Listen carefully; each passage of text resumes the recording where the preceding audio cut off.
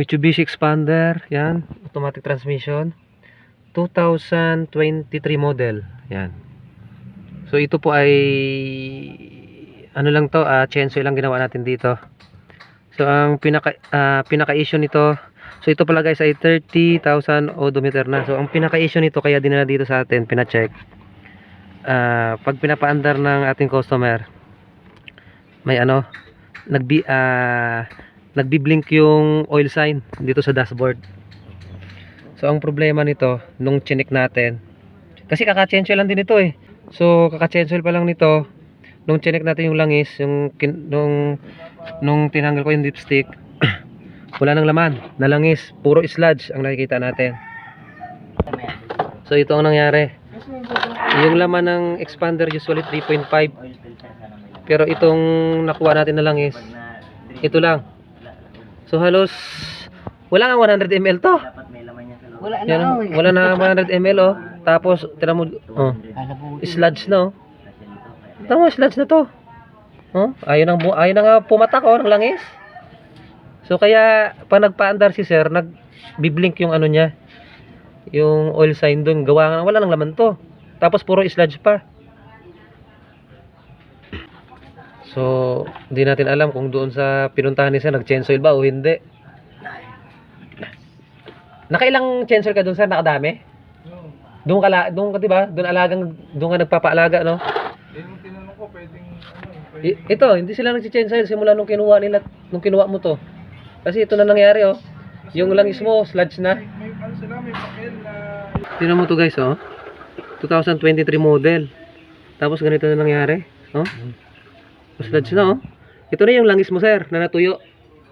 Ibig sabihin, hindi po sila nag-change oil sa loob ng kada punta mo dun sa kanila.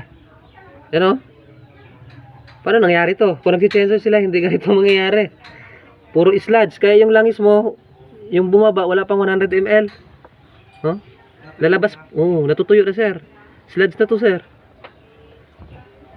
Ang magiging problema mo tuloy nito, kailangan to anuhin. Kailangan to linisin yung makina mo. Kasi tingnan mo. Oo, magbabara na yung ano nito sa oil filter, magbabara na yung ano mo, oil pump mo. Hindi na makapag-circulate na maayos yung ano, yung langis mo. Ano? Grabe oh. Kapal. Oh, sa loob ng 30,000 odo sir. Hindi ka simula siguro nung kinuha mo to, hindi pa na-change oil. Kasi hindi naman maging ganito to eh. Pero ang ginawa mo naman, sinusunod mo yung ano no, yung change oil interval, kasi hindi mo lang nakikita kung nagti-change oil sila. Yan oh. Kapal. Kahit i-flashing mo to, hindi matatanggal to eh. Kasi nga puro ano na, puro sludge na sa loob. Tuyo na. Parang yung isang sasakyan mo rin, ganito na yung problema eh. Problema ng accent mo, ganun din ang una eh. Kaso yung sa accent mo, medyo ano yon, medyo matagal na kasi yon. Medyo luma na ito kasi 2023. dalawang taon na Tingnan nyo, ito naman yung sludge na to, galing to sa oil, drain plug no? Galing sa drain plug, oh, grabe oh. Ano mo, makapapansin nyo yan?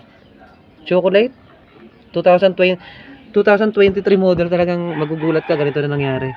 Nako, kaya mag-isip-isip kayo kung saan kayo nagpapagawa. Dapat, kung saan kayo nagpapagawa, ma-check nyo kung chine-change oil yan, yung sasakyan nyo. Para at least safety kayo. Katulad nito, instead na mapapagastos ka lang na change oil, malaki magagastos mo kasi kailangan to anuhin. Oh? Pero nyo ha, kukuha ko sa loob ha. Oh? Nako. Oh? Tira sir. Nakakainis. Pwede ba bang puntahan yung ano nito sir? Yung doon? Yung gumawa? Hindi na? Ha? ano nila kasi, sabihin, parang sobrang bait mo rin kasi. Tinan mo oh. Magkano gagastusin mo rito? Hindi mo kasi madadala sa ano to? Sa linis sa flashing lang, hindi. Dikit na to eh. Nakabuo na, buo. Ay, papabalik natin to kay sir sa ano? Sa gumawa nito. Doon sa malaking shop. Responsibilidad nila to eh. Hindi nila chinense oil eh. Hindi nila chineso lang maayos. Dinadala sa kanila, napakamahalang singil. Last na PMS ni sir, singil daw sa kanya. Yung bill niya daw is 18,000. So, doon sa 18,000, ganun ang nangyayari sa makina mo. Nagkaka-sludge. 18,000 yung singil, grabe na.